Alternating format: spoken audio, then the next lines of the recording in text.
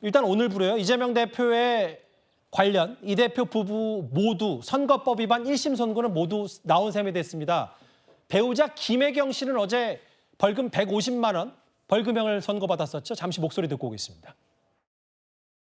정말 유감스럽고 아쉬운 판결이라고 생각합니다. 추론에 의한, 추측에 의한 유죄 판결이 아닌가라는 생각이 듭니다. 항소를 해서 다시 한번 하나하나 밝혀서 진실을 밝혀나가도록 하겠습니다. 제가 그때 직접 가서 결제를 했었고요. 이거를 김혜경 씨가 모르게 지금 혼자 했다는 건 말이 안 되는 게 배수진 씨는 김혜경 씨의 지시에 의해서만 움직였고 저는 그 배수진 씨의 지시에 의해서만 움직였습니다. 어제 이제 김혜경 씨의 1심 유죄가 나왔을 때 김혜경 씨의 재판부는 뭐라고 했냐면 수행원에게 책임을 전가했다라는 표현을 썼어요. 근데 서정호 변호사님, 이게 어제 있었던 벌금 150만 원, 10만 4천 원 건이 문제가 아니라 어제 재판부가 인정한 내용 중에 뭐가 있냐. 공익제보자 조명현 씨를 통해서 샌드위치, 과일 등을 전달하고 피고인의 일정 관리 역할을 수차례한 걸로 보인다. 사실상 이런 역할을 했다면 앞으로 있을 법인카드 유용 재판에도 이게 큰 영향을 미치는 겁니까? 그렇죠. 어제는 이제 선거법으로 이제 150이 나왔는데요. 예. 이것도 이제 정치적으로 중요하죠. 왜냐하면 이제 피선거권이 없으면 선거운동을 못 해요. 나중에 5년 뒤에 이재명 대표가 나오더라도 선거운동을 못 한다. 이런 게 의미가 있는데 저는 판결문의 이유를 보면요. 지금 추가로 한 3억 9천 정도가 추가 기소가 곧 될 겁니다. 근데 그 속에 3억이요. 배모 씨의 월급입니다. 배모 씨의 월급 자체가 아예 국고 손실이다. 이런 거예요. 예. 근데 왜 그러냐? 저 판결문에 나오잖아요. 배모 씨는 공무원으로 일을 한 게 아닙니다. 김혜경 씨의 그 사적 수행을 한 거죠. 그럼 이게 나라 세금으로 월급 주면 안 되는 거예요. 이게 3억이고요. 그다음에 그 관용차를 아예 집에 세워놓고 탄 게 5천이고, 그다음에 법카가 2천이 돼 있어요. 요 2천에도 결정적인 영향을 줄 거고, 그다음에 업무 추진비 2천, 이렇게 아마 3억 9천이 이재명 대표 소환 없이 예. 바로 이게 기소가 될 걸로 조만간에 이래 보입니다. 근데 이제 서 변호사님께 질문 하나 더 드리면 보도에 알려지기로는 이재명 대표가 이제 검찰 소환 조율이 안 돼서 뭐 불응한다는 얘기도 있고 이재명 대표가 하지만 6개의 혐의, 이번까지 포함해 7개의 혐의 4개 재판을 받고 있는데 법인카드 관련해서는 아직 검찰과 뭐 일정과 소환 조사 없으면 그냥 이 관련해서 이런 1심에 김혜경 씨 배우자에 대해 나왔으면 검찰이 임의로 또 재판에 그냥 넘길 수 있는 겁니까? 이재명 대표 직접 조사 없이도? 그렇습니다. 지금 이제 그 돈봉투 의원도요. 예. 바로 이게 넘길 수 있고, 그거는 이제 그 피해자 조선에게 권리자 의무입니다, 원래. 근데 이재명 대표가 7월 4일 날부터 계속 나오라 했는데 안 나오고 있잖아요. 예. 그리고 이제 그 서면을 보냈는데 그것도 이게 답변을 안 하고 있는 겁니다. 이거는 이제 그 이재명 대표가 이게 의무도 어겼지만 그렇지만 이게 본인의 권리 방어권을 포기한 거죠. 그래서 이제 검찰에서는 이재명, 그다음에 김혜경, 그리고 이제 배모 씨까지 3억 9천 혐의로 아마 이게 바로 기소가 하면 사상 초유로 이제 그 부부가 수원지법에 동시 재판이 되지 않을까 보입니다. 알겠습니다. 그 이후에 있을, 그러니까 뭐 여당에서 주장하는 법인카드 유용한 게 적절하게 쓰지 못한 게 2천만 원 정도다는 얘기도 나왔으면 이런 판결에 영향을 미칠 수 있다. 사실 어제도 저희가 일정 부분 보도해드렸습니다만 김혜경 씨의 1심 판결이 나기 전에 이재명 대표는 본인 SNS에 부인을 향한 공개 편지를 남겼죠. 여권의 반응도 잠시 듣고 오겠습니다. 혹시 어떻게 보셨을까요? 매우 아쉽습니다. 항소해야지요. 오늘 오전에 의원님을 향해서 긴 편지를 쓰셨는데 쓰게 되신 배경을 좀 부탁드립니다. 읽어보시면 됩니다. 그분들 하는 행태를 보면 놀고들 있네 이런 생각이 듭니다. 아, 놀고들 지금 국민들 피눈물 나는 건 생각하지 않고 네. 자기들끼리 안에서 뭐 눈물이 나느니 뭐 어쩌느니 뭐 사랑을 하느니 뭐 어쩌고 저쩌고 하는 게 얼마나 웃기는 행태입니까? 그 박성미 사관님, 오늘 한 신문에 뭐 칼럼 성격의 기사를 보니까 대통령이든 야당 대표든 뭔가 다 부인만 애달픈 3억 원만 부르고 있다는 취지의 기사를 제가 본 것 같아서 시공간이 다 오글거리는 느낌이다. 김재섭, 뭐 이상민 전 의원 놀고들 있다라는 표현을 썼는데 그러니까 이런 것 같아요. 편지 내용은 뭐 부인에게 할 수 있고 뭐 그것도 공개적으로 할 수 있는데 그래도 적어도 이 기소가 정치적인 판결이 아니라면 남편의 공당의 대표 입장에서 최소한의 사과 메시지는 먼저 해놓고 부인에 대한 이런 편지를 써야 되는 거 아니냐? 어떻게 판단할 수 있을까요?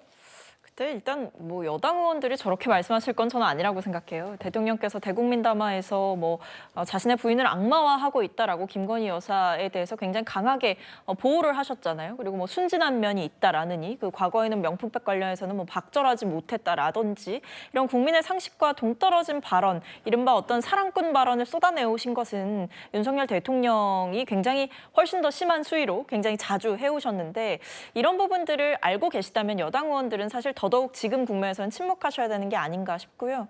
뭐 이재명 대표의 어떤 SNS 글에 대해서는 뭐 평가는 여러 가지로 나올 수 있습니다. 근데 저는 개인적으로 그 글을 뭐 쓴 시점이라든지 아니면 글의 내용이라든지 봤을 때 예. 어떤 뭐 변호사로서 뭐 어떤 무죄를 주장하기 위한 글을 썼다라기보다는 어쨌든 정치인의 아내로서 그동안 고생해 왔던 일들에 대한 여러 가지 소회가 담겨 있는 글이었기 때문에 그것을 굳이 이제 정치적인 공방으로 소모하는 것도 좀 너무 과하지 않나라는 생각도 있습니다.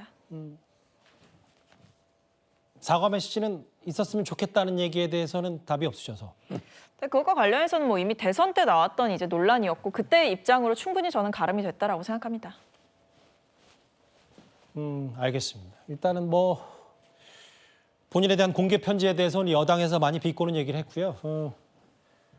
곧바로 열흘 뒤에 이재명 대표 이중교사 1심 선고가 있고 대장동 성남FC 이건 사실 증인과 자료가 엄청 많기 때문에 오래 걸릴 수 있고 대북 소군 재판 그 이현정 의원님. 근데 일단 첫 단추가 혹은 어제는 뭐 부인에 대한 예고편 옆에는 첫 단추가 좋지 못하게 끼워졌기 때문에 이런 것도 이건 뭐 아무리 사법부가 객관적인 재판부가 독립적으로 판단한다 그래도 첫 단추 이런 좋지 못한 흐름이 이재명 대표의 남은 재판에도 적지 않은 영향을 미칠 수 있는 겁니까? 자, 일단 이재명 대표 사건 이렇게 쭉 나열하셨는데요. 저 사건 관련해서 그동안 좀 극단적인 선택을 한 분들이 꽤 있습니다. 예. 본인의 비서실장이라든지 이런 분들 또 김문기 씨가 지금 우리가 이야기했던 김문기 씨라든지 성남도시개발공사 뭐 처장이라든지 이런 분들이 이 사건 관련해서 다 극단적인 선택을 하셨어요. 그러니까 제가 오랫동안 기자 생활을 했지만 이렇게 어떤 한 사건을 놓고 이렇게 많은 분들이 이렇게 스스로 목숨을 끊는 경우는 참 드문 경우였습니다. 자, 그리고 또 이재명 대표는 어떤 상황이 벌어질 때 임기응변으로 본인의 말을 이렇게 어떤 면에서 보면 좀 이렇게 과대해서 한다든지 이런 것들이 꽤 있어요.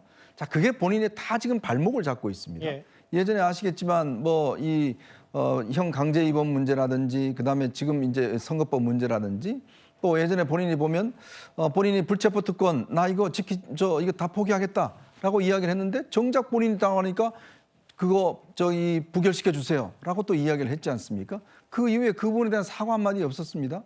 자, 그런 것들을 보면 결국은 저는 이 모든 사건들이 이재명 대표 본인의 어떤 이 말 그리고 어떤 즉흥적으로 어떤 이 반박하는 이야기들 이것 때문에 자초한 것이거든요. 그리고 또 대북 송금 사건도 그렇습니다. 이게 아마 곧 재판이 이제 시작될 것 같은데요, 본격적으로. 근데 이 사건도 보면 결국은 본인의 어떤 대통령을 하기 위해서 나가기 위해서 좀 무리하게 지금 이 했던 것들이 지금 조금씩 드러나고 있는 거 아니겠습니까? 사실 그런 걸 보면 이재명 대표가 정말 이 성남시장에서부터 경기도지사 지금 대선 후보로 오르기까지 굉장히 급속도로 이렇게 성장을 해왔는데 그 과정 속에서 나타났던 문제가 다 사법적인 문제로 지금 판단이 되는 것 같습니다. 저희가 정리하기 전에 두 가지 가장 최신 민주당의 얘기를 해보겠습니다. 검찰이 왜곡 기소한 것을 무비판적으로 판결했고 재판부가 윤석열 정권의 정적 죽이기 화답한 판결이다. 서정욱 변호사님, 저희가 준비된 시간 40초 정도 남았는데 민주당은 이재명 대표 포함해서 민주당은 기본적인 사실 전제조차 틀렸다. 재판부의 판단을 이렇게 보고 있는 것 같거든요.